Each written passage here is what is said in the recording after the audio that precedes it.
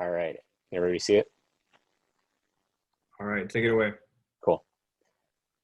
Yeah, so like Nathan said, I'm Tom. I have kind of the privilege of being working in VC. Um, I will give the caveat up front that I'm not an expert. There are people who've been in this game for decades and still would not call themselves experts. So definitely have learned a little bit about what the industry is, how to get into it, how to be good at it, I think. And I'll share what I've learned with you. But don't take it as gospel truth. I'll try and point you in the direction of other people who've been doing this a lot longer than me as well. So without further ado, we'll dive right in. So this is just a quick overview of what we'll cover. So start out with what the hell is VC? What do VCs actually do? How did I get into VC? What can you do to get into VC and hopefully be successful in it? What to expect in the interviews, and then talk a little bit about like the trade-offs of starting a company versus going into VC versus working at startups. I may or may not tell you what the right path is for you. It'll depend on if you ask any questions. So here we go. So what is venture capital? So it may or may not surprise you to know that it's actually been around for almost 200 years in various forms. There's a lot of speculation, and you can actually draw some pretty distinct links back to the whaling trade of the 1850s. And I know you weren't bargaining on getting a history class in the bargain here, but apparently, so when ship's captains would go out and on these big whaling vessels, they often had a big chance of ruin or not coming back with anything. And the investors in those whaling vessels would basically put up the equivalent of venture capital money with the hope of scoring big, catching a whale, bringing it back for oil, for fuel, stuff like that. So a lot of the terminology that VCs use today actually comes from that environment, which I think is funny, given that we are about as far away as you can imagine from sailboats chasing after whales. The modern form of VC, though, started about 100 years later in Silicon Valley, as you might expect, with the rise of the semiconductor industry. So, a couple of the big name firms that you still hear about today were among the first investors to start there. So Sequoia with Don Valentine, he was one of the first ones to identify this as an asset class worth investing in. And then Kleiner Perkins, named after two of their founders, was also a very early venture capital firm. So as kind of the industry evolved, you saw a lot of the companies spring up that you definitely know today, and then a lot of folks went bust along the way. So Microsoft, Apple started in the 1980s, so they may be worth over $1 trillion now, but it's taken 40 years to get there. And then the internet started to come along in the 1990s.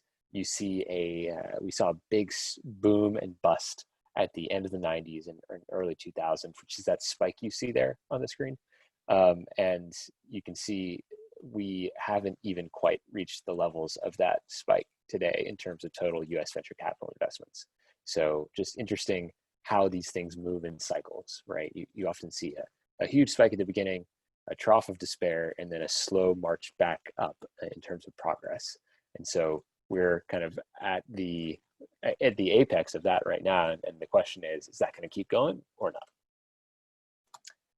Oh, here we go. So this is kind of like the modern, the very modern form of VC. So think about it as unicorn hunting. So Facebook, Uber, TikTok, all of these were venture-backed companies started in the 2000s or 2010s, and you'll see here the number of new venture funds and often the size has been increasing and increasing over time. And that's because this landscape is just getting more competitive. There are more VCs chasing after, about the same number of opportunities, probably more. The environment has gone worldwide. So there are great companies being created all over the place, Europe, Africa, Asia, certainly, and not just in the US. And so the asset class has changed to accommodate that. So you'll probably notice I didn't answer your question yet, which is what is VC? It's essentially investing in risky companies early. They're usually technology companies, and hoping they grow a lot. So why is that important? So you're basically, as an investor, going in when a company doesn't have that much. And so you have to really identify what are the key characteristics that you think will make this company successful down the line. Often at the earliest stages, it's just a team, an idea, maybe an early version of the product, right? And project that forward to seeing where that could be in the future. And so because you're investing so early, there's the potential for massive gain. But as I'm sure many of you heard, most companies fail or certainly don't reach that massive success threshold that that most investors want. So that produces this distribution in terms of VC investments, where you're not expecting to win on every deal. Not every deal you invest in, you expect to make money. Typically, you expect some to just go completely bust, some to kind of trickle along and not do too well, and then you're hoping that you invest in a couple, 3 or 4 companies that make it really big, reach $1 billion+ valuations, and those are the ones that pay for all of the other failures or kind of mediocrities that you invest in along the way. And so that leads to some interesting incentives as to how VCs act early on, and that as the company grows. Happy to talk about those more later, but those are some kind of intricacies that don't become apparent until you're like kind of in it, I find. So the follow-up there is, what do VCs actually do? And I think about this there being 5 core aspects of venture capital. And you kind of have to be good at most of them in order to be a top tier VC. And so I'm just going to go through them one by one quickly. So the first is sourcing. So finding startups that you could invest in. People do this in all sorts of different ways. It often varies firm by firm, partner by partner, investor by investor. So everything from being active on Twitter or TikTok, or I've heard of investors sourcing deals on Fortnite as well, which is interesting, to cold calling founders and saying, hey, I've seen news about your company, would love to chat and potentially invest. That is to say, it's not really like Shark Tank, right? It's not that companies just line up at your door necessarily to pitch you, unless you're one of the top tier firms. Often, the best companies have venture capitalists chasing after them because they're being started by experienced founders in a hot industry. They show some signs of traction, and so sourcing the investments, finding them is really kind of, if you don't do that, then the rest of it's nothing, right? The second thing is picking. So this is where a lot of the art comes in, right?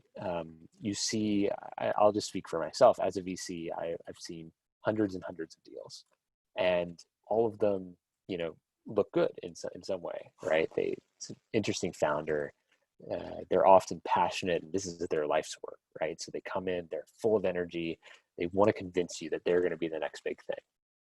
Their businesses may be early, and so you don't really know what it's going to look like. And so you have to kind of do your research, obviously, but then have a gut feeling and make some smart decisions around that. And so this picking thing, the VC firms often build out really structured processes in order to gather information, in order to kind of make decisions consistently over time. And that's all to maximize their chances of picking the companies that are going to end up being successful. Every VC has stories of the companies that, the Airbnbs that came to pitch them early on, and then they just didn't invest because they didn't see it. Or, Facebook, they had the opportunity to invest in Facebook when it was, just Mark Zuckerberg and a couple of his friends, right? And those ones really hurt. But if you stay in it long enough, so I'm told, you inevitably run into those because you just often can't tell what's going to work and what's not going to. So the third one is maybe new to many of you, even if you've gotten some exposure to VC. So often you have to convince the startup to allow you to invest. One way to think about this is I think venture capital is really the only asset class where the asset chooses the investor, right? In many cases, the best companies, as I said before, have investors lining up down the street to try and offer them money, and so you have to convince the startup that you are the best person to give them money, either by setting the terms really favorably for them, so saying that they're worth more than the other VCs are going to say, or by claiming that you're going to be able to help them grow their company a lot, or just by developing a really strong personal relationship with the startup's founders. So that's definitely something that you can only improve on really with experience. But some of the ways that people are increasing their likelihood now of doing that is by having really strong Twitter presences, or just being a public personality where founders want you involved. So lots of interesting stuff to unpack there too. Next is growing the companies, right? If you're investing early, most of the company's growth is going to happen after you invest. And because your money's at stake, you're kind of incentivized to help them succeed. And so different investors, different firms help in different ways. So many of them will help recruit employees, especially executives. Many of them will help introduce you to other companies that you might want to sell your products to. Nearly all of them will help you fundraise for later rounds. But this growing portion is really important, and often that is actually the thing that determines whether you win the deal or not, how much success you can claim in helping previous companies grow. The final thing is exiting the company. So, how do you ultimately make money as an investor? The company has to either IPO, get acquired, or you sell your shares to somebody else. So those are both complicated processes. For an IPO, that's a process that takes a year or more to prepare for. Getting acquired can be a dance that takes quite a while as well. It's a complex negotiation. Often there are only a few potential acquirers, and so if as a VC those acquirers well, you can help your company navigate that process. Then you stand to benefit from that as well as your company. So, covered VC kind of in general. How did I get into it? So a few years ago, I guess I went to Georgetown. I actually originally wanted to go into politics or diplomacy, as most folks at Georgetown do. I ended up starting a political nonprofit, and that was my first foray into the world of entrepreneurship, and that's where I really caught the startup bug. I found it really exciting and difficult, but in a good way to start something and build it from scratch, and that just kind of made me want to explore that more. So I met the CEO of a company in DC called Fiscal Note. It was a pretty small company at the time, about 40 people. We were actually in Facebook's old offices in DC. And the CEO asked me to come on board to help start their New York office, which I did. That was in 2015. Grew the company from like 40 to 250 people in a couple of years. And then I really knew that, I thought I knew that I wanted to be a founder. So I was looking for a role where I could apprentice under another really talented founder to learn the ropes. And I joined a company in New York called Capsule, which is a digital pharmacy company. We've raised about $270 million now. But when I joined, we were 15 people. I got that. So, often VCs will have an experience like this in their resume where they have, where they were able to identify a company early and then convince the CEO to bring them on. What happened with me was I had been tracking them since they launched. I applied for a different role, got rejected for that role, but talked my way into a meeting with the CEO and basically convinced him to hire me as a 24-year-old. I had no healthcare experience. It was my first time working on an executive team. And so I'm not exactly sure why he did it. But I got into the company. I made sure that I did a good job. We grew from 15 to 600 people in 2 years. And so I saw that kind of explosive rocket ship growth trajectory, and learned a lot along the way. And one of the things that happened, and I promise I'll get to VC eventually, is I started a newsletter called One Job to help people who wanted to get jobs like mine at startups find them. That newsletter is now several thousand subscribers. And as I was growing it, I was like, okay, like this is really interesting. Talk to friends of mine who are VCs. That sounds like a fun job to have. Maybe I should do that. Applied for a bunch of VC jobs, got far in the interview process, and ended up getting rejected from all of them. I'll talk about this a little bit more during the interview portion later on, but I think some key learnings there were, one, I did not have any kind of brand name experience on my resume yet. Capsule hadn't gotten that big yet, and I hadn't worked in banking or consulting, and I would get to the final two, and the VC would essentially say, look, if we could hire two people, you'd be one of them, but we're going to go with the safe bet and go with someone from banking or consulting. Now, I'll flip over the page in a second. I don't necessarily think, despite these rejections, that going into banking or consulting is the best path, but I'm happy to answer questions around that if anybody has them or is contemplating that for their post-college career. So how did I actually get into VC? So got into business school at Columbia, and then I kind of talked my way into a role with a really, small early stage fund called, very imaginatively, The Fund in New York. Was there for a few months. Then I started working for an early stage fund called Max Ventures, where I was doing some work around digital healthcare with them. I got accepted into Dorm Room Fund, which is affiliated with First Round Capital, one of the most successful seed stage firms in the country and the world. And I started working for Primary Ventures as well. So what I was trying to do here was just get exposure to a lot of different firms. These weren't full-time roles. I worked part-time for all of them. Wanted to kind of get lots of experience, evaluate lots of companies, make lots of connections, and see what the differences were between different firms so that I could ultimately decide, one, is VC something that I want to continue to do? And two, what would that look like?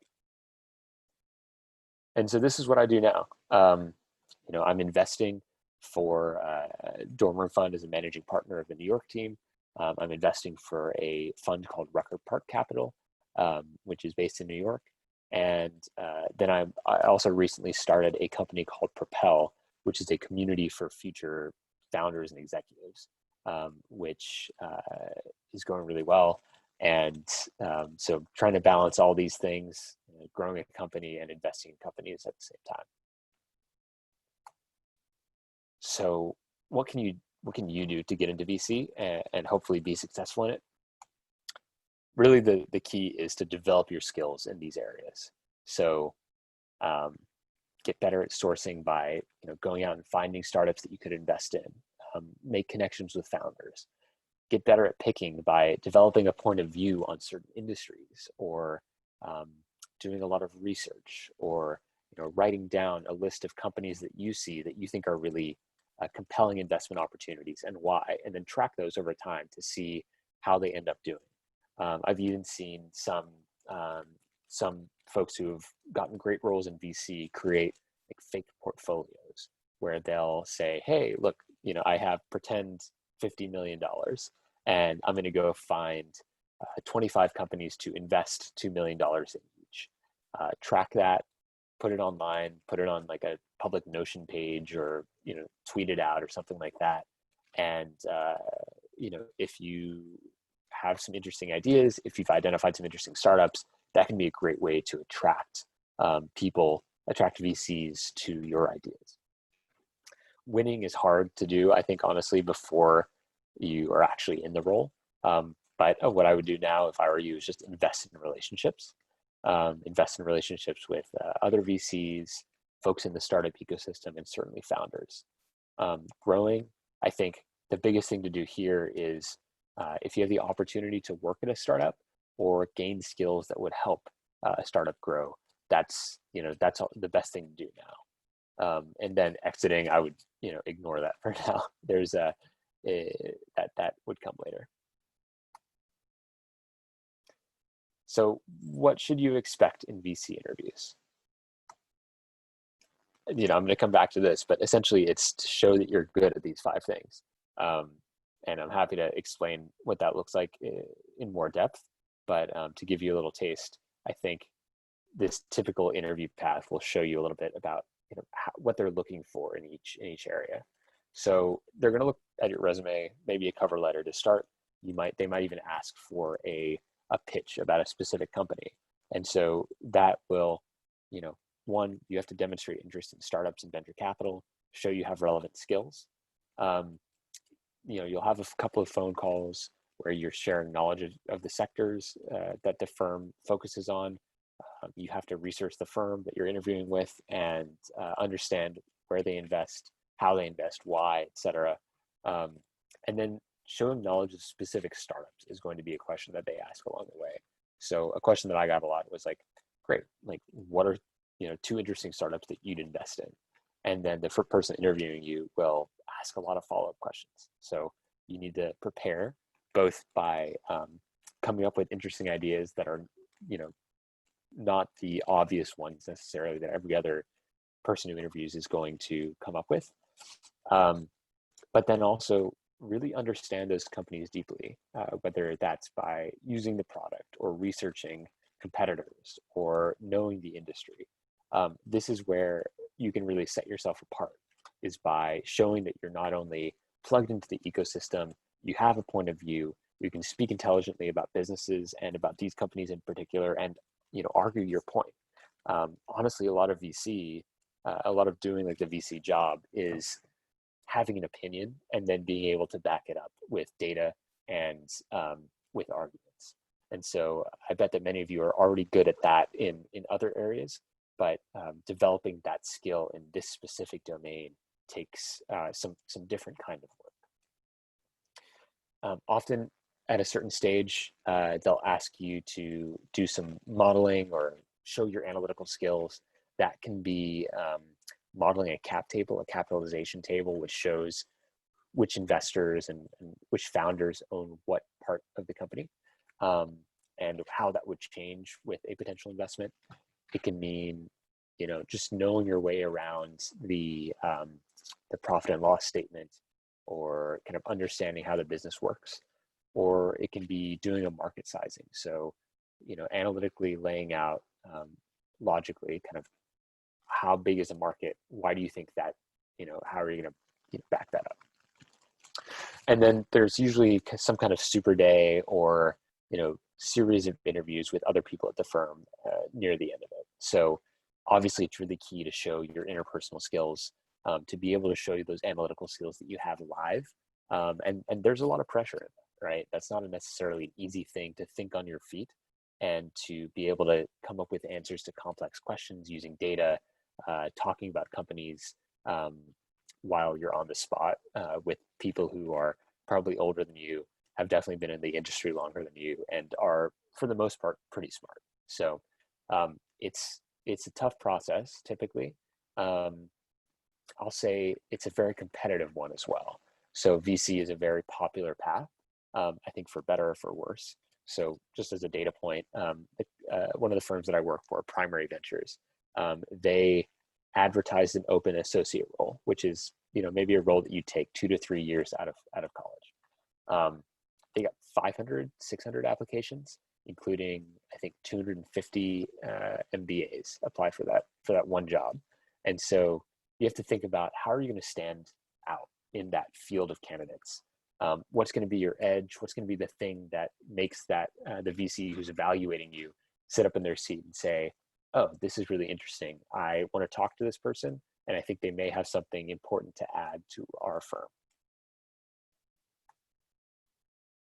So this is the ideal path here, right? And then this is kind of the actual path. If you see kind of the formal path is all the way to the right, it's a small portion of this overall kind of path that I'd recommend you taking. I think there are two key channels or paths you can develop to make yourself a compelling candidate if VC is something you end up wanting to do. So one of those is essentially being really smart in a particular area, in a particular industry, and demonstrating that that insight, that intelligence over time. The other one is just knowing everyone. So I'll take those in order. So if you want to be known as an expert on an area, let's say that's machine learning, let's say that's robotics, let's say that's enterprise software, you have to start just like researching everything and anything in that sector. In the course of that research, you'll probably start to develop some original theses or kind of arguments about where value can be created, where companies can be created in that space. And then kind of the part that can seem intimidating, but is people are usually very kind about it, is once you have those theses, once you've done the research, write about it and publish it online. That can be on Twitter. And the reason I keep mentioning Twitter is because that's where all the VCs hang out. You can do it on Twitter. You can write it up on Medium. You can have a personal website and publish them there and then get distribution through other means. But the important thing is that you're basically creating a richer version of a resume over time where people can see your thinking, see that you've done the work. And what I've found certainly is when I publish things online, I get outreach from crazy people, not crazy, but from people that, wouldn't reach out to me otherwise, who see that, I've had some interesting thoughts on a space and that they might want to talk about it, right? So that's one strand that you can take that I think a lot of people have developed to turn into VCs, even start their own firms with no prior VC, like hard VC experience. So I would recommend you start doing that. Think about the areas you're passionate about and start to learn those really well. The second kind of path you can take is knowing everyone. So this means networking a lot and referring deals to VC firms that you want to get in touch with, be friendly with. This is a little bit hard, right? Because certainly when I was in college, I would have looked at this and said, okay, like why would a startup founder want to talk to me? Why would a VC want to talk to me? What value could I add to them? And I'll say VCs, they're constantly inundated with emails, with phone calls, with texts, et cetera. So like you have to show that you can be valuable to them, unfortunately, before usually they'll give you time. And the best way to do that is by finding interesting startups and then telling them about them and then offering to introduce the founders. So the more that you can grow your network, do it in an authentic way. Certainly don't be just, somebody handing out business cards or whatever to everyone, but find ways to add value, develop meaningful relationships. That is a really strong way to get into venture as well. Honestly, I would recommend you do both of these things to the extent that you feel like you can, if this VC path is something you want to take. And worst case scenario, you end up with lots of friends and a big network and being smarter about areas that you already like. So it's a pretty good downside scenario, I think. This debate of, hey, I'm a college junior, or I graduated a couple years ago. I think I'm interested in VC. I might want to start a company at some point. I might want to work at a startup. Which path is better? It's really a very personal decision. And that's the answer, right? It depends. But what I will say is that there are very, very few roles in VC that you can get right out of college. I think I can think of 3, 4, 5 firms, maybe, that hire new college grads. Often, so just to name a couple, Inside Venture Partners, Stripes Group, both in New York, often hire new grads to basically be analysts. So they'll call up a bunch of startups, they'll do research. It's a great way to get your foot in the door. And certainly I have a lot of friends who've gone through those programs. I don't know how many people they hire every year. I think less than 10 for sure, who have gone on to really good careers in venture. And it'll get you a great network. It'll give you a leg up in the space, but then you're kind of starting at the bottom, right? And you have to work your way up over time. And so what you'll often see is those folks who start out in VC, once they're 3 or 4 years in, they'll either go to business school, they'll leave to start a company, or they'll go work at a startup to get some operating experience. So it's really hard to go from the lowest levels of VC to the highest, where you're a general partner, you own part of the firm, and you're making a lot of money and making a lot of decisions. So that's just a warning, right? If you decide that this is the thing you want to do with your life, be prepared for a hard path and be prepared to work your way up from the bottom. Working in a startup, I'll say this is what I did. I thought it was I learned a lot. You learn a lot more than I think you do usually at a bigger company, because you're being asked to take on more responsibility. There are lots of opportunities for you to advance more quickly if you're skilled and you show initiative. But certainly it's risky, and you can't guarantee that you'll find a good company. So, make sure that you do your diligence on the companies, and that you work hard once you're there. Finally, starting a company. If you have an idea that you're passionate about and you have the skills, or you're with a group of people that has the skills to do it, certainly do it, right? I think especially when you're younger, there are usually fewer risks to starting a company. Nobody's going to really be mad at you or think that you're a failure if the company doesn't go well. And there's always the off chance that it does go really well, and then you're in a great spot. I will say as well that often the folks at the highest levels of VC firms have started companies before. And so if you want to leapfrog the entire process, the ideal path would be start a company when you're in college, make it really successful, which obviously easier said than done, earn a bunch of money, and then when you're in your mid-20s, you can sell the company or hand it over to somebody else and then start investing. Obviously that is so much easier said than done. So that's something to keep in mind. But all that is to say, if you have an idea that you're passionate about and you really feel like you want to start a company, don't let anything else stop you. You should do that. So that's it to start. Thank you for listening to me. Happy to answer any questions. I've included kind of the website for my company at the bottom, the newsletter that I mentioned to help people get jobs at startups. And then if you want to follow me on Twitter, see all the dumb things I say, you can follow me at that address. So I will pause there and let Nathan jump in. That sounds great. Thanks so much, Tom, for your spiel. Really, really appreciate your help here and love the informative take on it.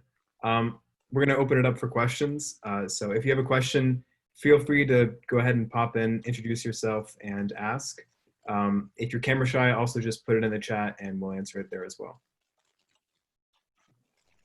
And while people are, go ahead. Bernard has a question. He asks, how much of a difference is there between working at a VC versus an accelerator like Y Combinator? Yeah, it's a good question. Thanks, Bernard. So I guess maybe what I can explain a little bit here is that there's a variety of VCs, right? So VCs range from firms that have $2 million funds and invest 10 or 20K checks in startups when they're just an idea, to SoftBank, which had $100 billion and was investing multiple billions of dollars at a time in companies that were massive, like WeWork until it wasn't. So there's a big difference in different VC firms, let alone between like VCs and accelerators. I would say the things that you'll see at VCs are often that they're more selective. So they have fewer chances to invest. They'll invest larger amounts. So there's often more research. There's more picking involved. And then accelerators like Y Combinator, it's just a different stage in the process typically. They fulfill a different function in the ecosystem. I actually don't know if YC hires folks, but I think you would similarly get a great network there. You would get a chance to look at great startups and work with great founders. So if you had the opportunity to do either one, don't hesitate. But yeah, that's what I'd say on that. I have a question. Yeah, Sean, go ahead. So first of all, thank you so much for coming here and talking to us, Mr. Guthrie. And then the second question I had is, like, obviously the fun part of the job is probably making these deals and like picking and sourcing. But what would you say that you do in your day-to-day life more so? Sure. A lot of my day-to-day is like basically sending emails and meeting with companies. And yeah. The meeting with this company's part can be really fun. Like I said, like it's honestly an incredible privilege to just meet with these founders who are just so excited and are telling you their vision for the future. I like honestly sometimes pinch myself that I get to do that every day. The flip side of that is it's like really difficult to tell them no. So because you can only invest in a small portion of the ones that you see, you end up saying no every day, and that's tough because you can identify with how hard they're working and all that. But other than that, yeah, it's sending a lot of emails to reach out to people. It's doing research online about spaces. It's trying out new products. And so one of the things I like about it is like literally no day is the same. You're never doing the same thing every day. So thank you. Yeah, thanks, Sean. Hi, Mr. Guthrie. Thank you very much for your presentation. Thanks. I have a question specifically about the dorm room fund. Yeah. Now it is classically like still a VC, right? Now, I mean, I know that the VC incubator startup studios, they all operate along the same lines with similar clients. However, the time at which they will enter a business or a startup is quite different, and what they eventually help the startup with is different. Now, don't you think dorm room fund would operate more effectively as an earlier stage VC, like an incubator or startup studio? Do you do that already, or yeah, what's the deal there? Yeah, thanks. It's a good question. So the way the dorm room fund's set up is unique. So First Round Capital is the only investor in dorm room fund, and they essentially started dorm room fund to be able to invest in student-run startups. So they, a few years back, they were like, okay, Bill Gates was a student when he started Microsoft. Zuckerberg was a student when he started Facebook. Evan Spiegel was a student when he started Snapchat. Like, maybe students can start great companies. Like, we should find a way to identify those and invest in them. And so their second thought was, okay, who knows like where the best student startups are? Other students. So they've empowered a lot of students, both undergrads and graduate students, to go out and like find startups, write checks, and into startups that are started by students. In terms of if it would be better as an incubator and accelerator, maybe. I mean, I think the tough part is it's a lot more operationally intense. It takes a lot more work to figure out like, okay, like we're going to put you into this program as a startup. We're going to help you for weeks and weeks and weeks at a time, invest a lot in you, and then, hopefully you launch at the end, versus identifying a company that already is working a little bit. Even if it's just like they've released a product, they don't have any users, they don't have any revenue yet, and writing a small check to help them grow. And so because of the way it's structured, I think it's going to be as as a fund for now, but we do have a number of programs that look a little bit more like incubator type things, and we'll see where it heads in the future. Yeah, thank you. Sure. I also have a second question concerning, I guess, just the industry, the VC and the private equity industry in general. Now, I know, and I read an article that, I mean, private equity firms, but also VC firms are sitting on a lot of capital, a lot of cash to be invested.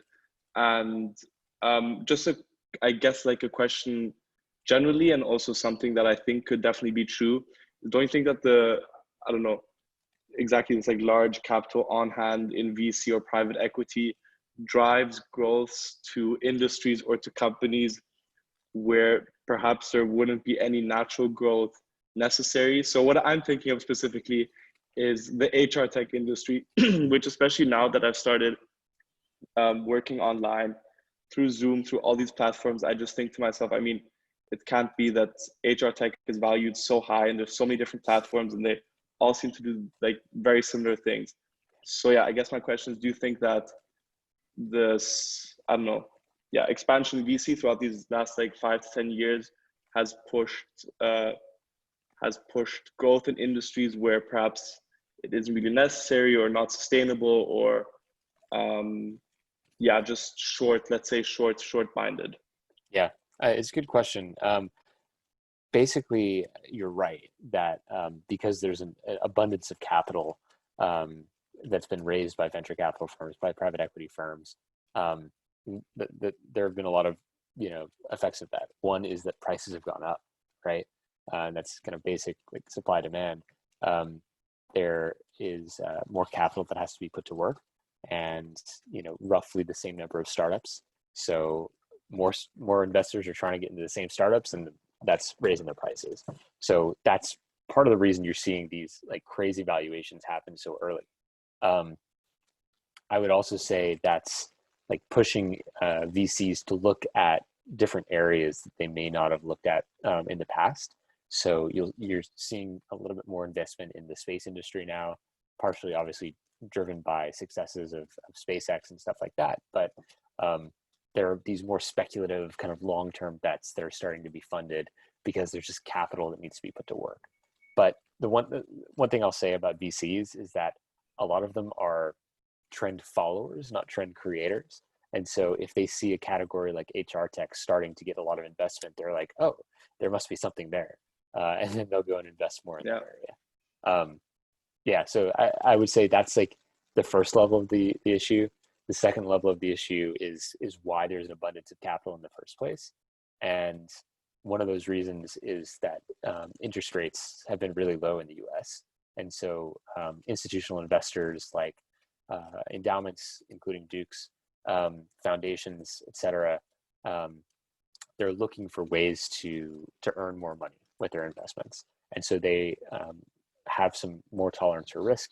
They go looking at those at areas like venture capital and private equity that have shown decent returns in some areas and put more money into it, which is how you get that abundance of capital. Yeah, thank you. Mm-hmm. I have a quick question.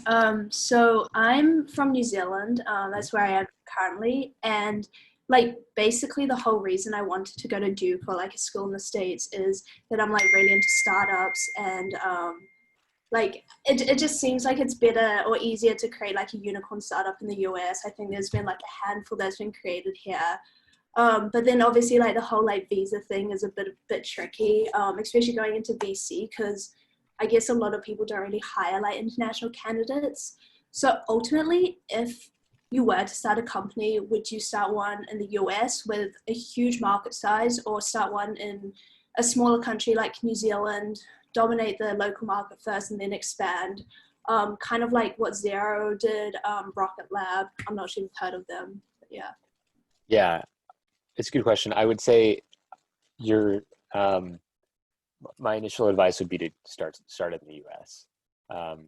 It's hard to overcome a small initial market just because you need a certain amount of traction to reach kind of that escape velocity, and things like visa issues are certainly difficult to overcome, and that's hopefully something that gets easier over time. We should, the US should want more entrepreneurs here, not fewer, um, Yeah. without getting too much into politics. But I would say, start in the US. There are institutions, there are people that would help you get a visa if you start a company that is compelling, and you'll have lots of opportunities to grow here. That said, I don't want to dissuade you from starting a company that could help your home country as well. Like that would be a pretty cool thing to do, to be like the big player in New Zealand. So it's a personal preference, but if you're aiming for that unicorn valuation, definitely like the US and China are the places to do it. For sure. Awesome. Thank you. For sure. Got a question. Tom, thanks very much for your presentation. I wanted to probe one of your recommendations that I think is interesting. You reaffirmed the presence of venture capital community on Twitter, which is something that I've kind of, minutely been aware of, following Mark Andreessen and some of the other partners at that firm who have a pretty big Twitter presence. But I'm curious for a little bit more advice on the aspect of writing and putting it out there publicly, and also specifically what sort of framework you'd recommend approaching that writing with. What sort of style is most effective? What are you seeing out there most often? I like the idea of like just putting writing out there that kind of aligns with your natural curiosity and the learning that we all do on our own time, because I think that's a pretty easy box to check. But I'm curious to see, like, in terms of execution, what you recommend. Yeah, I would start small, and start with areas that you're most interested in, right? I think, writing is difficult, no matter what, and writing good stuff is even more difficult. But you have a much better chance of doing it if you're writing about a subject that you're naturally curious about, because you're going to be motivated to go deeper in it, and just the writing is going to sound better when you put it on the page. And you're more likely to have kind of unique insights into an area that you spend all day, every day on, right? Like, I'm sure that there are people on this call who, are into gaming. I honestly am not. I don't have time right now. So you'll have a lot better insight into that area than I would, even though I'm currently a VC, right? So you could teach me a lot of stuff there. Also, like, take advantage of your age. Like, a lot of there aren't really any VCs that are in their late teens and early 20s. And so what insight do you have into what you and your peers are using that folks who are in their late 20s, 30s may not have? That's an advantage that you have now that, like, will change over time. So take advantage of that. In terms of like tone, style, approach, I would say it doesn't really matter that much. Be casual. You can be approachable. People don't, it's not, you're not like writing a term paper or an essay, right? It's like people want to hear your thoughts. It has to be well structured and logical and insightful. But apart from that, like, just write what you are really interested in, and keep it short, keep it sweet, and publish often, because the first stuff you write is probably going to be shitty. Great, thank you. Yeah. I also had another question concerning alternative investments. Now, I don't know exactly what is encompassed by that definition, by that term. I guess like the classical thought is everything with which is related to blockchain and Bitcoin. Now, what do you think of the future of, I don't know, for example, website investments? I don't know, also like art investments. I know that website investment, there are platforms to do it online, but this is more of a, individual thing, which people that are interested in just do. But what do you think, could you ever see this like going in the institutional branch and being done by large hedge funds with big capital? Yeah, I mean, so the term alternative investments encompasses a lot of different areas. So it's everything from, Bitcoin to investing in timberland, or investing in music licenses, and venture capital is included in there as well. I would say I'm not an expert in any of those areas, so everything I say with a grain of salt. Some of those are really big markets right now. there are hedge funds and other funds dedicated to many of them. Certainly, I'm sure you've heard of like there are so many crypto funds out there right now, and obviously there are more in the past too. There are some art hedge funds that are there, and they're doing some pretty interesting things. So I would say if there's an asset class, there's going to be kind of financial infrastructure that springs up around it. The question is like, how do you do those 5 things in VC that I mentioned as well? How do you source good investments? How do you decide which ones are good? How do you, winning may be less of an issue, but like if you're going to go acquire a piece of art, chances are there are going to be other people bidding on it too. So like, how do you get that? And then, growing the value of that investment and exiting is kind of still an issue as well, no matter what the field is. So definitely opportunities there. I don't know how to take advantage of them, so I'm not playing too much in it. But if you've got an edge there, by all means. All right, thank you. Another one in chat. Hi, considering the recent events after the pandemic, what are some of the startups that you would recommend for an investment? Yeah, I'd say kind of in general, none of this is going to be news to you. Like, what are the things that you're doing more now that you weren't doing before? Taking Zoom classes, like learning from home. Lots of people are working from home, exercising at home. Healthcare has seen a big jump, obviously. So a lot of the digital health startups that I've been tracking have been doing really well. And that's everything from like obviously the vaccine makers, but those are more on the public side, to companies that are creating apps that make it easier for you to self-diagnose or to get telemedicine treatment. So those are some areas that are doing really well. I would take a look there maybe, but then also think about like, what are the second order effects? Like what happens if, what happens to teachers when they aren't allowed, or when they're, not back in the classroom? Like what tools could they use to do their job more effectively? What happens to the food supply? Those are all areas that are seeing a lot of upheaval right now. And it's like a really interesting time to invest. It's hard because nobody knows really what's going to happen. But if you think you have an insight into the future, then either start a company in that space or go look for startups to invest there. Yeah.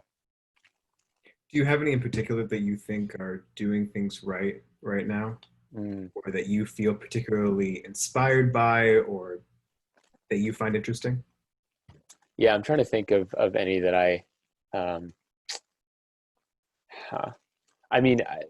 I'll name a couple that I'm involved in. So Capsule, for instance, right? Like it's a digital pharmacy. They basically deliver medication to your door rather than making you go to the pharmacy and pick it up. I mean, who doesn't want that right now? Nobody wants to go into a pharmacy and like pick up their medication around lots of other sick people. There are other companies doing that as well. So Row, Hims, Nurx is another one. Those are mostly delivering by mail, whereas Capsule delivers like by a bike courier. But anything where healthcare is being delivered to you outside of a traditional doctor's office, I think is a ripe area for investment. I would say, the one other area that I'm really interested in is you think about like all of these people that are losing their jobs right now, or realizing that, their jobs aren't as stable as they would like. It's an opportunity. It's obviously really sad, and hopefully, they're getting the support they need. It's also an opportunity for many of them to take that step into entrepreneurship that they may not have thought was possible before, or just wasn't as good of an option. So a lot of companies are springing up, from Substack to, honestly, like even OnlyFans and stuff like that, where you get where people can start their own businesses around content they produce, or courses they create, or whatever the case may be. I mean, you see this on Shopify too, right? Selling goods. Those I think are really interesting, and will allow more and more people to create their own businesses, which is going to be really valuable.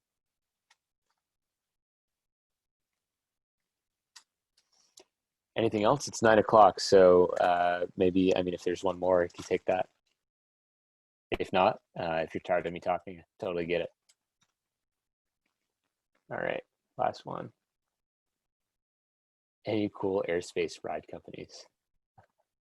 Yep. Sorry, I'm like I'm No. not into VC at all, but I've been kind of curious because I definitely think that's definitely a sector I think will grow, especially just kind of tangential to if you see like obviously you have your like SpaceX's and whatever they're doing. I mean, they're doing much more like literally astronomical things, but I mean, just within like the realm of Earth, I guess. I mean, I've been thinking recently, like I really think we're probably one of the last generations where we can look up at the sky and literally just see like a blank blue slate of like that's it, like that is the sky. I think really in the future we'll probably see like this like drone filled, car filled, I don't even know what filled kind of space, right? It's literally just unused right now. But like I know one I saw recently was Kitty Hawk. They're I think Larry Page backed. That's like, that's one of the few ones that I found, but I don't really hear about a lot of other ones beyond that. I mean, I'm sure like literally most of the major tech companies are doing some kind of research with it, but yeah, I don't know if you heard of it. I mean, players like Uber have done stuff like this, or I'm not sure if that's a priority for them anymore because they've got other problems to worry about. Yeah, I don't know what they're doing now. But one that's in Berlin, I think it started out of Berlin, is called Lilium, Lillium, I think. I have a couple of people I know that are working there. That's cool. And then there are like some, I mean, drone companies are up and down, but Zipline is one that I'm bullish on. They do like medication delivery in emerging markets via like drones. So that's cool. And then there was one that I invested in that just went through YC, I think. It was called Kiki Air. Basically, it did like food delivery on college campuses. So they would set up shop on the roof of a building, and they'd have a fleet of drones, and you could go on their app and like order a Snickers bar or order like so chips. Just like a much more mobile vending machine. Exactly, yeah, and it would just come like right to your door, and I thought that was pretty cool. That does sound cool. Yeah, so yeah, I don't know if you find any more, let me know. It'd be interesting to hear. Sure. Yeah, I think that whole space is really interesting too. Yeah, definitely. Yeah. All right, I'm gonna go ahead and stop the recording. Thanks again, Tom, for all your help.